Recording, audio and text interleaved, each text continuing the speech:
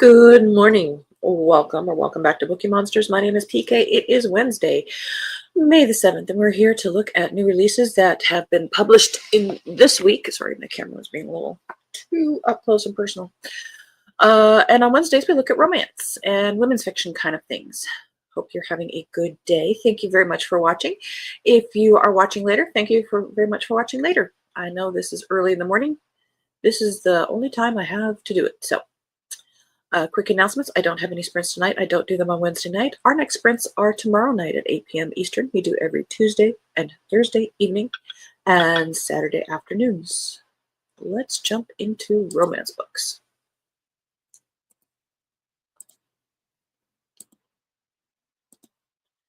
First up, Drop Dead by Lily Chu. Obituary writer Nadine Barbalt doesn't mind being called Lady Death. It suits the Ice Queen persona she's cultivated to survive the fast-paced Toronto Herald. So when Nadine learns that famous and reclusive author Dot Voline has died, she doesn't hesitate to run the obituary, only to discover that Dot is very much alive. Nadine's screw-up has brought Wesley Chen of the rival Spear no end of joy. She's been a thorn in his extremely ambitious side for years, but the renewed interest in Dot also surfaced chatter about a mysterious past scandal. Intrigued, Wes goes to the source to learn more, only to discover Nadine has the exact same idea, and the infuriating woman isn't willing to respect dibs. Typical. At first, Dot refuses to speak to either, and Dot will share everything. The offer seems too good to be true, and of course it is. In a bitter twist of irony, Dot dies for real before she can finish recounting her story. Not all is lost, however. The estate's executor allows Wes and Nadine access to Dot's sprawling wonderland of a mansion for 3 weeks to find their answer. That's 3 weeks of working together, 3 weeks of endless sweltering in tight places, 3 weeks of learning there could be something more between them than a desire to win at any cost. And maybe, just maybe, under the rubble of all those could-have-beens, they'll discover more than the secret of Dot Voline's long-ago scandal, and Lady Death will finally embrace what she's wanted from life all along.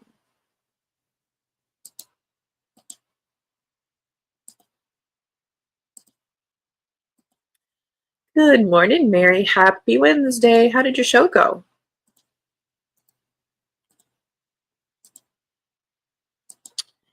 Changing Tides by Liddy Mack. Book 1 in Cape May series. After 13 years of marriage and 7 years of infertility with her supposed soulmate, Sophie Bennett's life is turned upside down. Not only does she discover her husband is having a sordid affair on her birthday, but his mistress is also pregnant with his baby. Seeking solace, Sophie flees to Cape May, New Jersey, a quiet coastal town where she spent many summers as a child. There she encounters Liam Harper, a brooding carpenter who seems intent to keep everyone at a distance. Despite his best efforts, Sophie recognizes the vulnerability under his prickly exterior, sparking a curiosity about him that she can't ignore. Liam Harper is walking around with the weight of the world on his shoulders. Haunted by a tragedy from his past that changed him forever, Liam doesn't believe he deserves love or happiness. After being unexpectedly awarded permanent custody of his 1-year-old niece, Liam's script flips yet again. He doesn't know the first thing about parenthood, and his gruff exterior makes it hard for him to ask her help. When the beautiful and heartbroken Sophie becomes his new neighbor, Liam never expects her to be the one to chip away his defenses. As the two navigate their attraction and work to heal old wounds, emotions run high. If they want to change the tides of their future, they must decide whether love is worth the risk. Will they walk away forever, or will fate step in and see them through?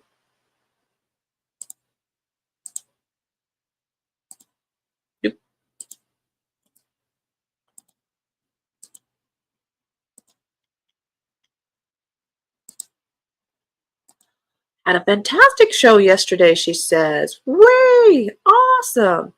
And a delicious lunch to boot. It has renewed my self-esteem, if truth be told. Oh, that's wonderful. Oh, great news. I like the cover of Changing Tides. That was a nice one. Capture the Moment by Suzanne Woods Fisher, first in the National Parks Summers series. Kate Cunningham is facing the opportunity of a lifetime. As a zoo photographer, She's spent years photographing animals in carefully controlled environments, but now National Geographic has dangled an irresistible prize. If Kate can snag a unique photo of a legendary bear in Grand Teton National Park, they just might publish it. Might. It's the kind of challenge Kate has been waiting for, and she's eager to prove herself in the wild. With more enthusiasm than experience, Kate soon realizes that capturing an image of this bear isn't as simple as she hoped. Fortunately, she crosses paths with Grant Cooper, a seasonal park ranger who knows the terrain and the bears better than anyone. His tracking skills could be exactly what Kate needs to succeed, and it doesn't hurt that he's easy on the eyes. But they're not the only ones with an interest in the park's most famous bear, and his motives are far from innocent.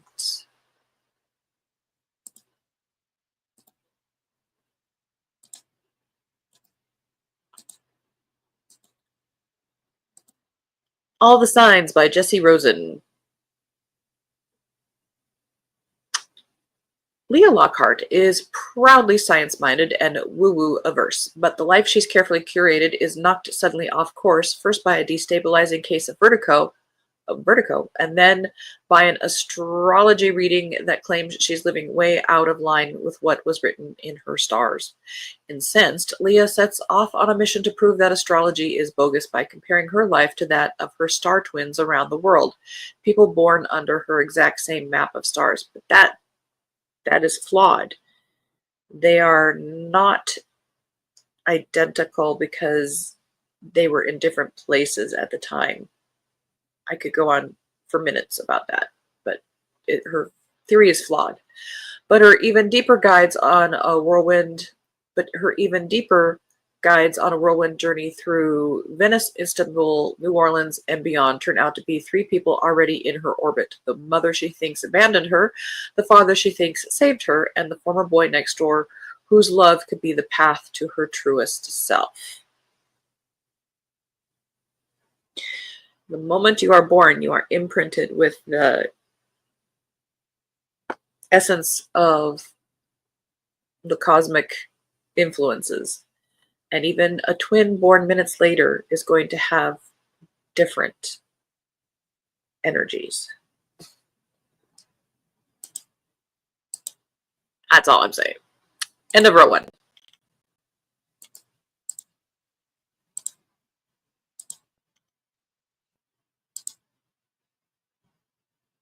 And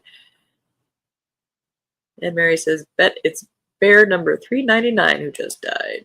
Yeah. A Wager with the Matchmaker by Jody Headland, third in the Shanahan Match series. She's looking at him like, did you just make a noise? And he's like, I don't know what you're talking about.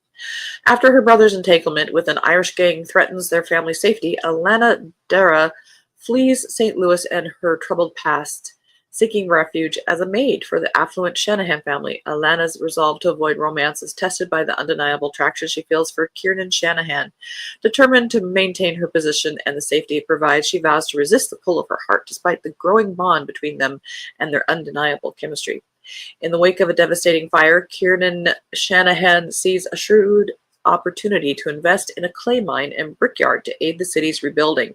See, he has good reasons to be a robber baron. To secure his venture, he seeks a wealthy bride with a substantial dowry. However, the matchmaker he consults has different plans. As danger looms and Alana fights to keep her brother safe, Kiernan's protective instincts draw them closer, but a future together seems too far out of reach. It will take a miracle or a wager with the wily matchmaker to form a match between the unlikely couple.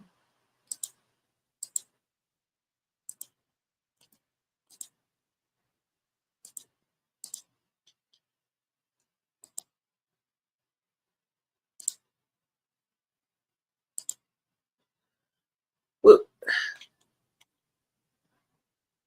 All right, mouse, work with me. Jilted by Vi Keeland. Sorry, I need a sip. After getting ditched at the altar, every I do makes me want to scream, which is a problem considering I'm an associate editor at Bride magazine. Just when I thought my job couldn't get any worse, I got roped into being a last-minute bridesmaid and paired with Wilder Hayes. Gorgeous, smug, and maddening. Cue the bickering, the sparks, and one very unexpected coat closet moment. Not my finest hour. Or was it? Because that kiss, easily the hottest thing I've ever experienced. At least I'll never have to see him again.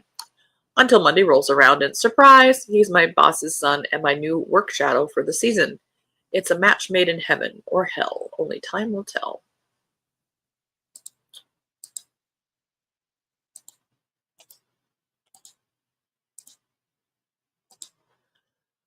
And this one is just laying it on the line. This is a grumpy sunshine.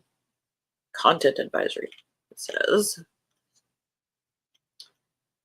by Lanny Lynn Vale, first in the content advisory series. The first day that she walked onto the surgical floor that Chevy Claiborne spent most of his time on, he knew that he'd do anything to make her his. For 2 years, he played the long game. He slowly insinuated himself into her life. This doesn't sound stalkerish at all. And the moment that she needed him, he swooped in like the knight in shining armor that he only pretended to be, but most assuredly wasn't. He's no real knight. In fact, he's the villain in everyone's story but his own. He lives life the way he wants to live it, and damn anyone and anything that gets in his way. What a winner!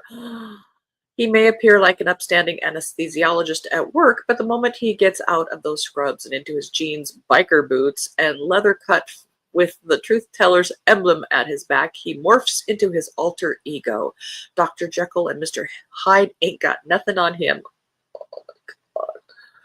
He's been putting on a front for 2 years, and just when he... Okay. Just when he has Ayla Cowan right... Oh, there's the girl's name. Wow. Right where he wants her, he closes down every possible avenue of escape. Yeah, this doesn't sound...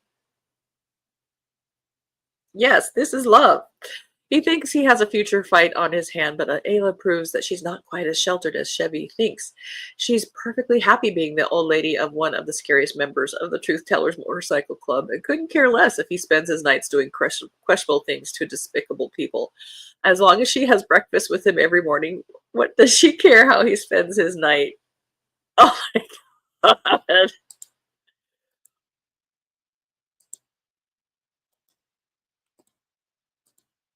Moving on. Friends with Benefits by Marissa Cantor. I was sad to hear, yes, grandmother's passing. I was also surprised since I had missed several shows. Randy has certainly been through it this year. She's had a tough year. It's been a tough year for a lot. So, oh dear, that one sounds awful to put it mildly. Yes. Yes, it does. But we joke, but there's a book for everybody, and that's okay. This is by Marissa Cantor. Evie Blooms pays attention to the details. Her very job depends on it. As an aspiring Foley artist, she's responsible for every crisp footstep, smacking kiss, and distinct sound in film and television. So when she's selected for a fellowship opportunity that would make all her career dreams come true, she's quick to spot the catch. There's no health benefits, and for someone with a chronic illness, that's a non-starter. Yeah, but if you're being paid well, you can afford it. Theo Cohen is an elementary school teacher who can't afford to live on his own in LA and is facing eviction after his roommates couple up and move out of their rent-controlled apartment. But there is one loophole in his lease. Each tenant must meet an income threshold unless the tenants are married. For Theo, the answer is obvious. Marry Evie, his best friend since forever. It's not as if they don't spend all their free time together anyways. Not only will Theo be able to keep his apartment, but Evie can be added to his insurance plan so she can accept her dream fellowship. It's such a logical, practical solution. Never mind that Evie doesn't really want to be married, not to Theo, not to anyone, ever. Or the small complicating factor that Theo has always been a little bit in love with Evie. But it doesn't have to be a big deal. Marriage. It will just give them space to breathe and much needed relief from the daily financial stress. It won't change anything. It's going to change everything.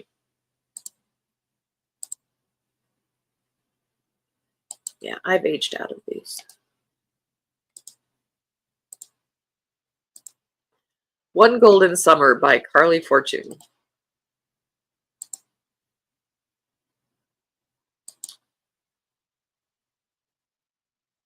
I never anticipated Charlie Florick. Good things happen at the lake. That's what Alice's grandmother says, and it's true. Alice spent just one summer there at a cottage with Nan when she was 17. It's where she took that photo, the one of three grinning teenagers in a yellow speedboat, the image that changed her life. Now Alice lives behind a lens. As a photographer, she's most comfortable on the sidelines, letting other people shine. Lately, though, she's been itching for something more, and then Nan falls and breaks her hip. Alice comes up with a plan for them both. Another summer in that magical place, Barry's Bay. But as soon as they settle in, their peace is disrupted by the roar of a familiar yellow boat and the man driving it. Charlie Florick was 19 when Alice took his photo from afar. Now he's all grown up. A shameless flirt who manages to make Nan laugh, and Alice longed to be 17 again when life was simpler, when taking pictures was just for fun. Sun-slanted days and warm nights out on the lake with Charlie are a balm for Alice's soul, but when she looks up and sees his piercing green gaze directly on her, she begins to worry for her heart, because Alice sees people. That's why she's so good at what she does.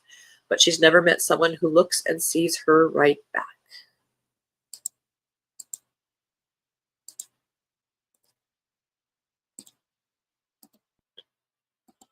Salty, Spiced, and a Little Bit Nice by Cynthia Timoti. Ellie Pang has had enough of her controlling family, who has been micromanaging her life since her type 1 diabetes diagnosis. When her parents orchestrate a public proposal from their business partner's son, a proposal that goes humiliatingly viral, Ellie escapes to the other side of the country to put her dream of opening a sugar-free bakery into action. After all, she's done her research. How hard can it be? She hits a snag when her storefront turns out to be a dump and in need of major renovations. Worse, the only person who can help her turn things around is Alec Mackenzie, her brother's best friend and the man responsible for crushing her teenage heart 10 years ago. But Alec has a proposal of his own. He needs a pretend girlfriend in order to cement a business deal. All they need to do is feign love and affection while trying not to maim each other. As the thin line between hate and fake madly in love starts to blur, buried secrets resurface, and Ellie must learn to trust her heart.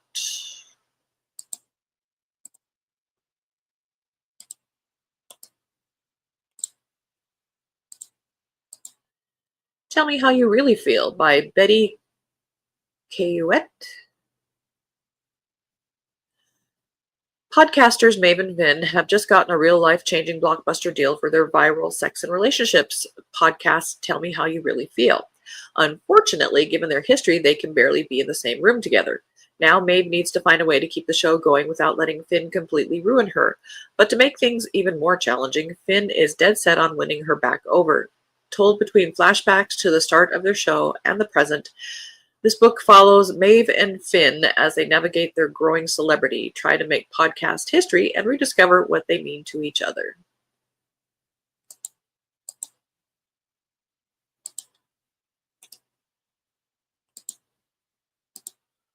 What Happens in Amsterdam by Rachel Lynn Solomon. Danny Dorfman has somehow made it to her 30s without knowing what she wants to do with her life. Join the club. So when an office romance ends poorly and gets her fired, she applies for a job in Amsterdam, idly dreaming of escaping the mess she's created, but never imagining she'll actually get it. Except she does. By the end of her first week in Amsterdam, she's never felt more adrift or alone. Then she crashes her bike into her high school ex-boyfriend, and suddenly life is blooming with new opportunities.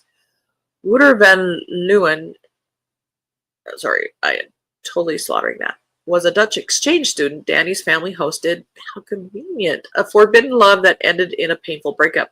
Years later, there's still sizzling chemistry between them and, okay, maybe a little animosity.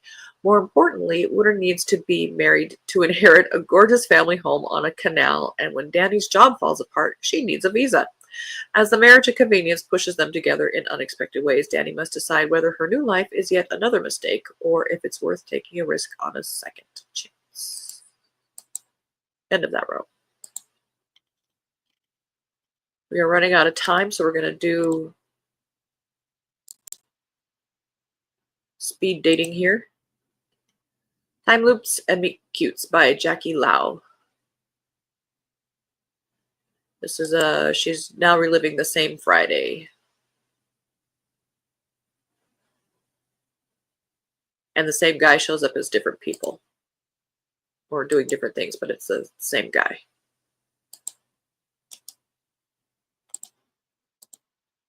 The Silver Lining by Audrey Lancho. I forgot to click on it. There, we'll give it its moment. That truck is misplaced.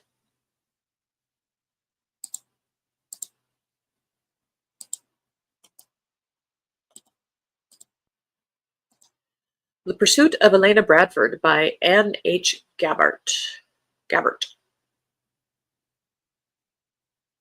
That's a pretty cover.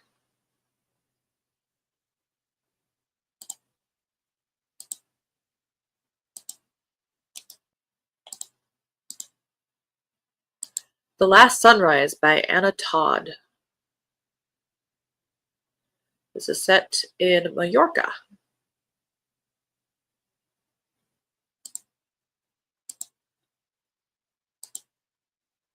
End of that row.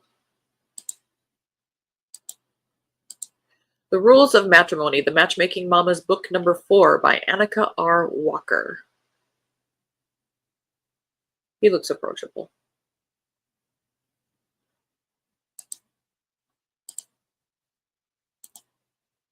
Christine Feehan has a new one.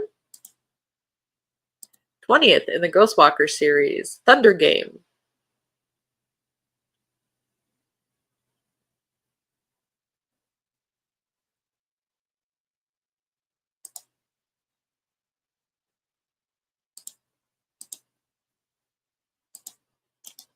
And last one here, I Will Blossom Anyway by Disha Bose.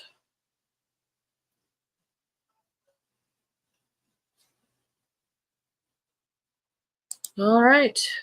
Well, we were able to look at everything, some more in depth than others. But we only have 22 minutes to do it, so.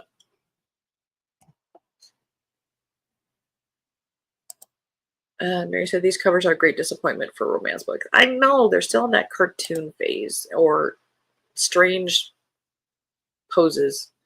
Mary, how about 77? Still waiting to grow up and figure it all out. Hope springs eternal, apparently. Well, the truth is you never do. And Mary, yes, like the cover Pursuit. Yeah, that one was pretty. All right. Well, tomorrow we will look at fantasy and science fiction. Right on time. Thanks. Hope to see you at dinner. But remember, Rosanna is hosting today. Oh, okay. It's been really hard for me to do anything other than say hello. Our service manager is still not back. Maybe today, and only for part-time for now. Long story. All right. Again, I don't have any sprints tonight. Our next sprints are tomorrow night at 8 p.m. Eastern, and tomorrow's fantasy and science fiction. Thank you guys so much. Have a good Wednesday. Please take care of yourselves. You guys are in my heart.